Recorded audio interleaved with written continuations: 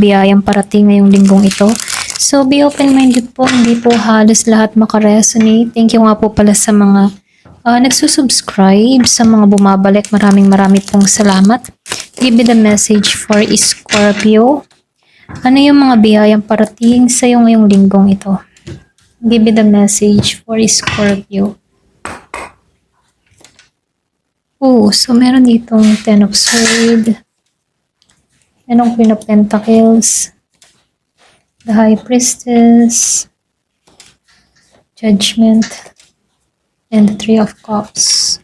Lumabas din ng Knight of Pentacles. Page of Wands. Then, Nine of Wands.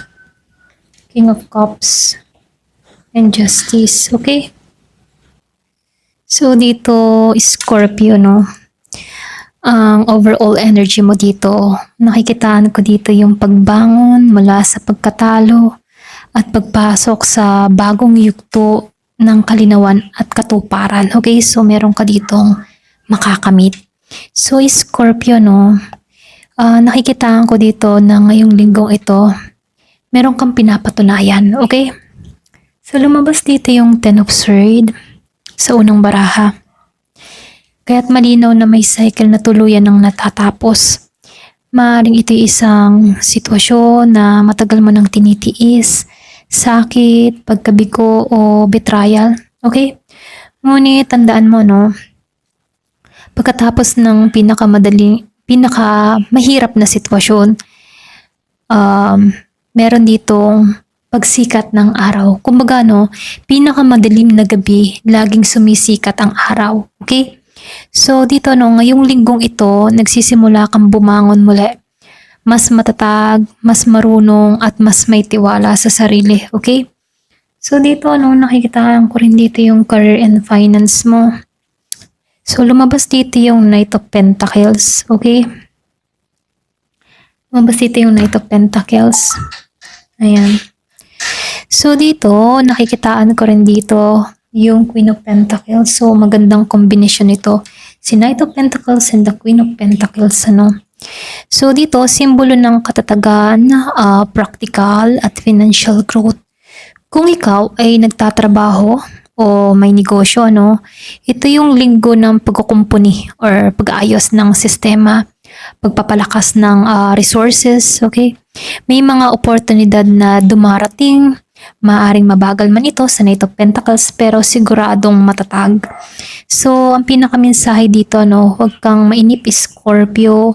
Ang mga bagay na binubuo mo ngayon ay magbubunga ng matagalang tagumpay, okay? So, kung dati ay puro effort ka na walang resulta, makikita mo ng unti-unti yung pagbabago. Ayan. So, dito, ano, lumabas dito yung Page of Wands and Nine of Wands. So, magkadikit rin, no? So, nakikitaan ko dito yung passion and creativity, okay? Muling nabubuhay ang apoy ng iyong inspirasyon at determinasyon, okay? So, dito, tandaan mo yung bagong simula. Maaari ito ay creative idea, passion sa project, o bagong direksyon sa buhay. Maaring may bagong plano kang gustong simulan pero medyo kinakabahan ka. Okay? So, dahil dito, no, may mga nakaraan na pagkakamali or pwede rin meron kang experience na or meron kang mga plano before na hindi nagtagumpay, ano. So, ito yung panibago. Okay? Panibago para sa'yo, panibagong plano na magbibigay sa'yo ng stability dito. Okay? So, lumabas dito yung Nine of Wands. Nagsasabi ito na, oo, napagod ka na, pero hindi mo kailangang sumuko. So, dito, nakikitaan ko rin dito na sa bawat sugat na naranasan mo, no, patunay ito na meron kang katatagan, okay? Ngayon, mas alam mo kung sino at ano yung karapat-dapat pagtuunan ng oras or lakas mo, okay? So, ito lang yung nakikita ko dito, no? So, dito, no, pagdating naman sa emotion or sa pag-ibig mo, no, meron ditong King of Cups, Three of Cups. So, meron ka din ditong the High Priestess. Okay? Ayan. Ayan. So, dito, ayan, pasensya na sa ingay, no? Lakas kasi ng hangin eh. So, dito Scorpio, sa larangan ng puso mo, no? Napakalalim ng iyong emotion ngayong linggong ito, okay? Dahil lumabas ang King of Cups, nagpapakita ito ng emotional maturity doon sa iba sa inyo. Marunong ka nang kontrolin ang iyong damdamin, okay? Hindi tulad ng dati na madalas mong itinatago o pinipigil, ganyan. Ang The High Priestess naman ay nagsasabi na pakinggan mo yung intuition mo, okay? May mga tanong ka tungkol sa isang koneksyon o relasyon, ngunit hindi lahat kailangan alamin sa pamagitan ng salita. Ayan.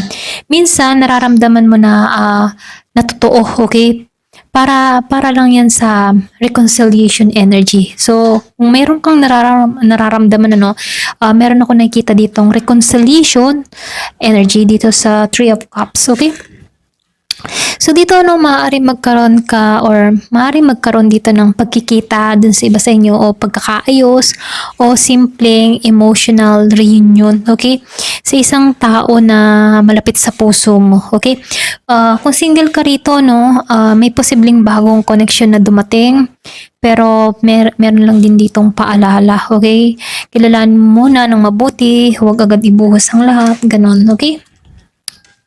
So, lumabas dito yung Judgment and Justice. Ayan.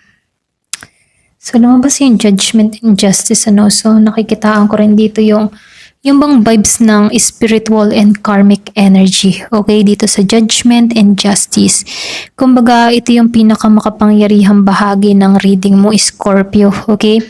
Dito sa Judgment at Justice, sabay na lumabas pa. So, napakabihirang kombinasyon na to. Okay? Ito yung tanda ng karma, accountability, at divine fairness, okay? Kung may mga taong nakasakit o gumawa ng hindi tama sa'yo, tandaan na ito ay nakikita ni universe, okay? Darating yung panahon at marahil ngayong linggo na, okay? Yung iba sa inyo, pwedeng sa linggo may maganap, okay? Kung saan makikita mo yung hustisya o closure na matagal mo nang hinihintay. Hindi mo kailangang maghiganti dito, no? Ang justice ay kusang kumikilos dito, okay? So dito, sa kabilang banda, ito naman ay panawagan para sa sarili mo. Panahon na para patawarin mo yung sarili mo, tuluyan tanggapin ang mga desisyon na ginawa mo sa nakaraan, okay? So dito sa Judgment, sumisimbolo din to ng rebirth, okay? Rebirth card. Ibig sabihin, may panibagong pagkakataon, maaring ito'y literal, bagong relasyon, bagong karera, or career path, okay? Bagong pananaw sa buhay. Ayan. Ito lang nakikita ko dito, So, dito, kumbaga nakikitaan ko dito na, yung buong mensahe para sa'yo. Isang cycle na puno ng sakit o stress, matatapos na to, okay? Yung bang tipong kapalit nito ay kalinawan na or kaliwanagan. So, may pag-angat sa karera at financial stability. So, nakikita ko rin dito, merong pag-ibig na mas kalmado, mas totoo, mas matured. Hustisya at karma naman ay kikilos sa tamang paraan. So, nakikita ko rin dito yung panahon ng self-care at emotional peace. Okay? Kaya hanggang dito na lamang po. Thank you for watching. Love and peace.